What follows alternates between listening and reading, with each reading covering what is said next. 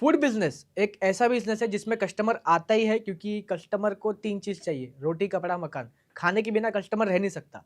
और अगर 2025 में अगर आप आपका रेस्टोरेंट खोल रहे हो या आपका रेस्टोरेंट है, तो आपको ये बात समझना पड़ेगा कि अगर आपका रेस्टोरेंट को अगर ब्रांड बनाना है, तो उसमें आपको जो आपके रेस्टोरेंट में थोड़ा आवाज़ वगैरह होता है, जो चिल्लम-पुकार होती है, आपको वो नहीं करना पड़ेगा। क्योंकि कस्टमर बस खाने के लिए नहीं आता, अगर उसको खाना खाना रहता तो वो घर पे खा लेता। लेकिन आपके पास क्यों आ रहा है? एक तो टेस्ट के लिए, आपके खाने के आइटम के लिए प्लस प्लस एक थोड़ा एक्सपीरियंस के लिए। तो अगर आप ऐसा सोच रहे हो कि आपके रेस्टोरेंट को आपको 2025 में ब्रांड बनाना है या आपने ये सोच के बिज़नेस खोला है कि आपका जो भी बिज़नेस होगा, आपका रेस्टोरेंट वगैरह या कैफ़े वगैरह, उसको अगर आपको आउटलेट फ्रेंचाइज़ी फॉर्मेट में करना है, तो उसको आपको पहला क्वालिटी बनाना पड़ेगा कि कस्टमर आके सैटिस्फाई हो। अब जब कस्टमर आके सैटिस्फाई कैसे होगा? अभी नॉर्मल रेस्टोरेंट्स में क्या होता है कि पढ़ा-लिखा स्टाफ नहीं होता। अब पढ़ा-लिखा स्टाफ नहीं होता है, तो उनके पास कुछ ट्रैक ही नहीं होता। कस्टमर आता है, वो चिल्ला देता है, जो भी वेटर वगैरह होता है कि टेबल नंबर 4 पे ये है, उस पे वो है। फिर उधर से कुक चिल्लाता है, "क्या बनाऊँ? ये बनाओ, वो बनाओ।"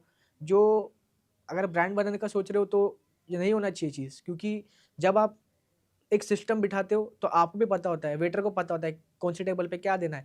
आपके शेफ़ को पता होता है कि क्या बनाना है, कितना बनाना है, स्पाइसी बनाना है, तीखा, मीठा जो भी रहता है। कस्टमर ऑर्डर करता है, सब अलग-अलग कस्टमर का अलग-अलग चॉइस होता है। तो वो एक मैटर करता है। तो इसके लिए एक सिस्टम बिठाना बहुत ज़रूरी है। तो आज हम वही सिस्टम के बारे में बात करेंगे कि क्यों ज़रूरी है, वो क्या होता है और कैसे ऑपरेट करता है। इसको बोलते हैं केओटी, किचन ऑर्डर टिकट। अब इससे क्या होता है, मैं एक एग्ज़ाम्पल से समझाता हूँ। अब एक कस्टमर आया, उसको चाहिए वड़ा पाव, ठीक है? तो आपने क्या किया, वड़ा पाव का केओटी फाड़ा, छोटू को दिया।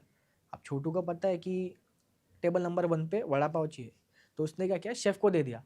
शेफ़ ने देखा हाँ, वड़ा पाव बनाना है, तीखा बनाना है, उसने वड़ा पाव बनाया, छोटू ने लिया, टेबल नंबर 1 पे दे दिया। एकदम ट्रांज़ैक्शन स्मूथ होता है। अगर आप नॉर्मल रेस्टोरेंट में भी जाते हो चाइनीज़ कॉर्नर में या रेस्टोरेंट में या कैफ़े में, तो वहाँ पे ऐसा किर-किर होता ही है कि कोई चिल्ला रहा है, कोई ये कर रहा है, कोई वो कर रहा है, तो जिससे कस्टमर डिस्ट्रैक्ट हो रहा है। एक बार तो आ जाएगा, खा लेगा क्योंकि अभी आ गया, पैसा दिया है, खाएगा, दूसरी बार वो आएगा नहीं।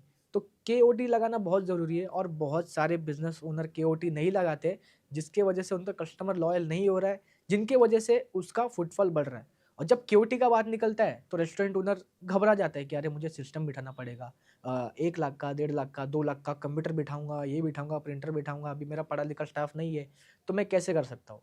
तो इसी चीज़ के लिए ये सेम सिस्टम ईज़ो में भी अवेलेबल है। आपको सिंपली कस्टमर आएगा, आइटम पे क्लिक करना है, केओटी पे क्लिक करोगे, उसका केओटी बन जाएगा, फाड़ो, छोटू को दो, शेफ़ को दो। वो खाना बनने के बाद कस्टमर का जब खा के हो जाता है, तो सिंपली बस आपको सेव पे क्लिक करना है, बिल बन के रेडी हो जाएगा और बिल जो भी रहेगा, उसमें आपका लोगो, नाम, address, phone number, bill number, date, customer ने जो-जो लिया, उसका नाम और साथ में एंड में थैंक यू, विज़िट अगेन का मैसेज रहेगा, जो एक प्रोफ़ेशनल फ़ील देता है। अगर आप केएफसी वगैरह में भी जाते हो, तो उनके बिल में एंड में ये लिखा होता है, प्लस उनका लोगो भी होता है। तो आप आपके रेस्टोरेंट को, आपका जो भी होटल है, उसको ब्रांड बना सकते हो।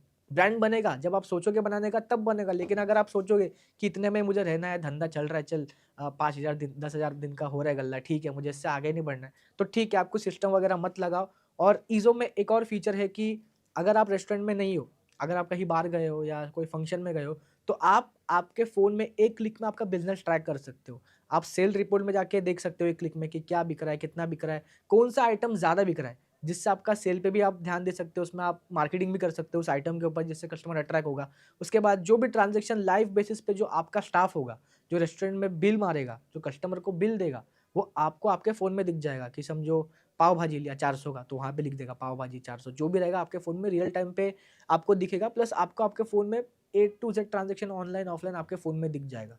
तो अगर आपको ईज़ो का फ्री डेमो चाहिए, तो मैं नंबर दे रहा हूँ, उस पे कॉल करो। इनकी टीम आपको वीडियो कॉल पे प्रॉपर डेमो देगी कि कैसे वर्क करता है, क्या वर्क करता है, कैसे आपका टाइम बचाने वाला है, कैसे ये आपके कस्टमर्स को लॉयल बनाएगा, कैसे आपका धंधा बढ़ेगा। और दूसरी बात कि पहले मैंने भी खुद डेमो लिया, मैंने समझा है कि कैसे क्या है। मेरे दोस्त का फूड ट्रक है, तो मैंने उसको सजेस्ट किया था कि एक बार ट्राई कर लेते हैं, क्योंकि बजट फ्रेंडली बहुत अच्छा छोटा-सा बिलिंग मशीन है। तो 2 महीना हो गया है, वो अच्छे से यूज़ कर रहा है, कस्टमर को बिल वगैरह दे रहा है, उसका हिसाब-किताब जो भी ट्रांज़ैक्शन है उसके फ़ोन में दिख रहा है।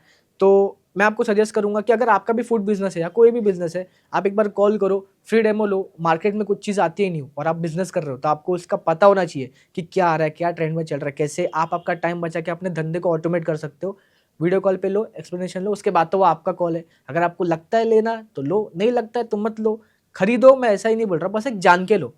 और अगर आपको कुछ भी डाउट होता है इसके रिलेटेड, तो आप कमेंट करो, मैं आपका डाउट को सॉल्व कर दूंगा। और ऐसे वीडियोस के लिए चैनल को सब्सक्राइब करो, धंधा करते रहो, देश का नाम आगे बढ़ाते रहो।